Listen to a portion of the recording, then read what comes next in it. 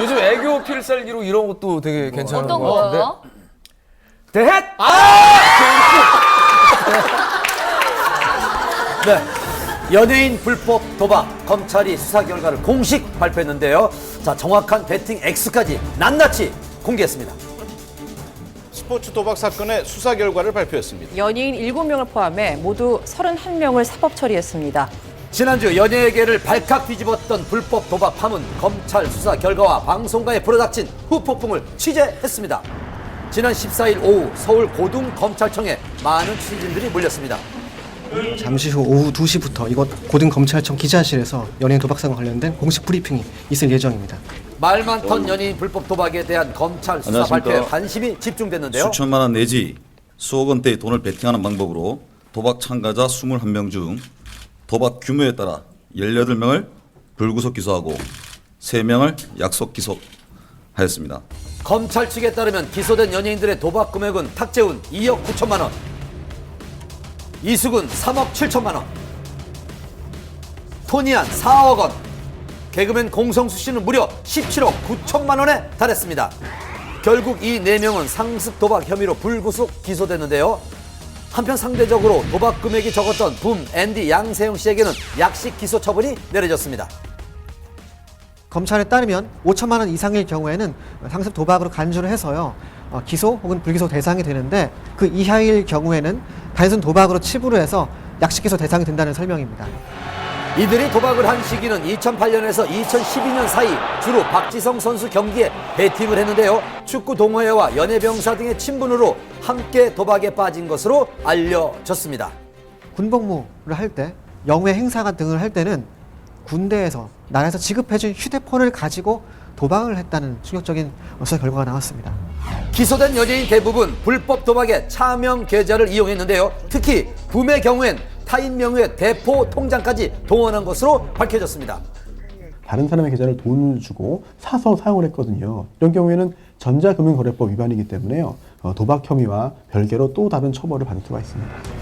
기소된 연예인들은 방송에서 편집되거나 불가능할 시 시청자들에게 양해를 구하는 자막이 고지됐습니다.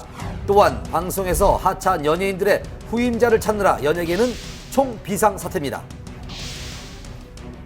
예능 MC라는 것이 일단 좀 장기간에 걸쳐서 그 분야에서 활동을 하셔야 안정적으로 좀 진행이 가능하고 프로그램을 이끌어 나가실 수 있는데 이분들을 대체할 만한 대체제를 찾기는 확실히 어려울 것으로 보여집니다. 현재 모든 혐의를 인정한 연예인들, 그들이 도박으로 얻은 건 과연 무엇이었을까요? 대부분 베팅을 하는 족족 자신의 돈을 탕진했다는 설명입니다. 게다가요, 연예인들은 본인의 돈만 가지고 하는 것이 아니고 타인에게 돈을 빌려서 꾸어서 도박을 참여했다는 정황이 드러났다고 합니다.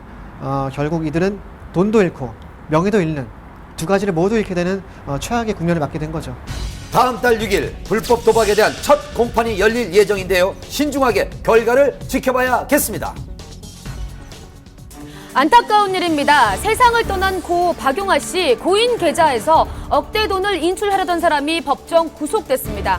전 매니저였습니다. 사망 일주일 후부터 이런 일을 벌였던 충격적인 취재입니다. 나 속상해요.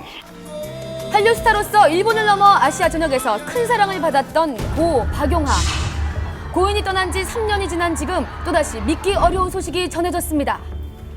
고인을 두고 벌어진 전 매니저의 절도와 사기 혐의. 이 씨는 징역 8월에 실형을 선고받았습니다. 박용아 씨가 사망한 이후에 이 씨가 일본의 한 은행에 가서 예금돼 있던 전액 2억 원 상당의 금액을 인출하려다가 실패했습니다. 예금을 인출하려고 시도했던 거 말고도 그 고인의 회사에서 상당한 물량의 물품을 절취했다는 그런 절도죄 혐의도 받고 있습니다.